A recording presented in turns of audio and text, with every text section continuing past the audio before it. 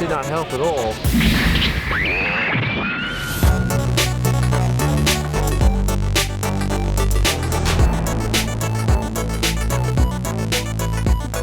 There's a lot of discussion about what indie is and what it's not. Compulsion, going from 6 people to 40 people, a lot would say that's too many people to be indie. And I have so much respect for how they're handling it. Yeah, we are in snowy Montreal. First thing we did was go to Compulsion Games, where we spoke to the studio head, Guy. How do you, Guillaume? No, but it's with L's, isn't it? Yeah, no, that's how you spell it. But that's, okay. That's how you spell it, but you pronounce it Guillaume. So I would say he is extremely serious about running the studio. I don't know if he's always been like that, but knowing that they grew from 6 to 40 people in 2 years, I can see how he made that possible. We had to punch a hole in the wall because we were running out of space. So we have a little bit of an overflow area down here. 40 people, that's a lot. Yeah, it is a lot. We got a lot of media attention at E3, and the game exploded. Guillaume?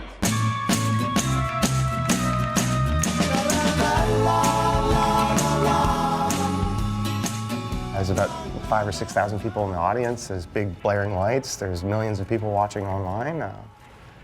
I can't say I dreamed of it before because I never thought it would happen. In the context of an independent studio, that's a pretty big deal.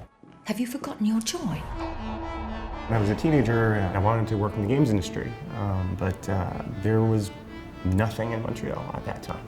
Actually, that's the funny part of my story. Is when I came back to Montreal, it was like a completely different landscape.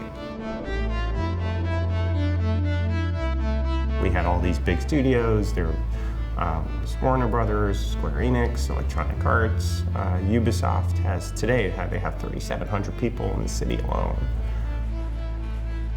There wasn't any real independent game development that was happening until Steam just took off. That's the moment where you jumped in. That's the moment where I jumped in.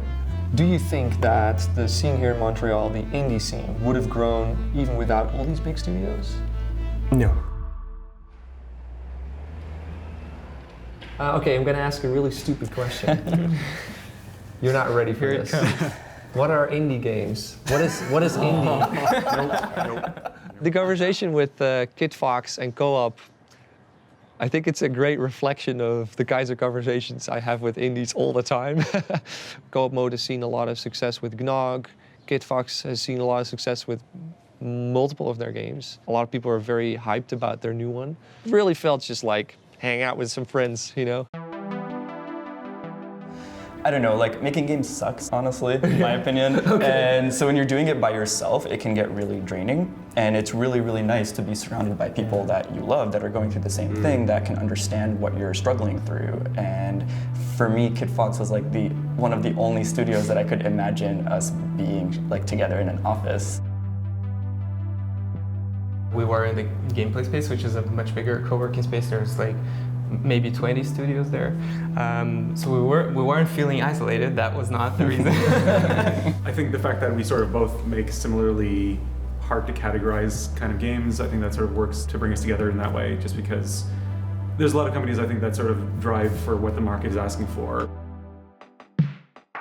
Are there many studios here in Montreal that make more market-driven kind of games? I think what's a big drive in the Montreal professional indie game scene is that there's so many AAA companies here, and there's so many ex-AAA people that are taking a lot of their expertise from that environment and applying it to making higher budget indie games, which is super cool. Do they mix well with the art indies that are in the scene? I think, I feel like that's maybe a false dichotomy. I think the spectrum is pretty continuous.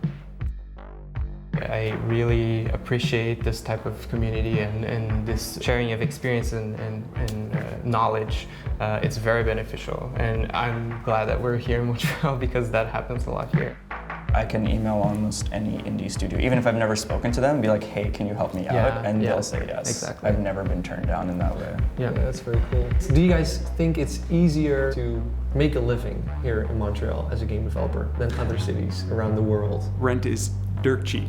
Yeah. That is, I think, one of the biggest things. Like the reason we had a really shady like studio previously was because the rent was cheap, and it's just like there are a lot of situations like that in Montreal. Montreal has like this perfect storm of low rent, cheap cost of living, food is affordable, there's tax credits, and then there's government funding, and also we have healthcare, which goes a long way. So all of those together, I think, allow people to take more risks and more chances to make the art that they want to make. Oh, yeah. I don't think you ever truly finish a game these days. We're almost like a year after release now, and still I can easily fill a full-time job with everything that has to happen for Hidden Folks. Easily. I mean, there's still bugs to fix, and there's still support. Actually, holy, that's so much work. Doing that by myself, it can definitely be hard work. Yes. Fortunately, now that the game is doing so well, we can hire some people to offload some of my work to them. Because a lot of people are just waiting for more. So we're gonna do that. Yeah. So okay, you come up with the idea and it slowly starts growing. Mm-hmm. Where does it go next for you guys? We looked at what's the pathway where we can involve the community in our game. Early access was just starting. The first titles were coming out. And for both Whitney and I, it was a bit terrifying because we like to show finished things that are perfect. Of course, they're never perfect. Yeah, it was definitely an interesting insight into how people respond to games, I guess, and how they care so deeply about the developers. People are so interested in that side of the industry. And so I think that was really cool to kind of feel like you had this connection to people who were excited about what you were doing, figuring out what things do they want to be surprised with versus what things do they want to be part of the process. I think once we made those distinctions, then it's been a good thing. We had no idea how the public was going to react. I think that's the case every time we first announce or show something. The reaction of people was not just positive, it was positive, and I'm expecting this game to be way bigger than, our team is.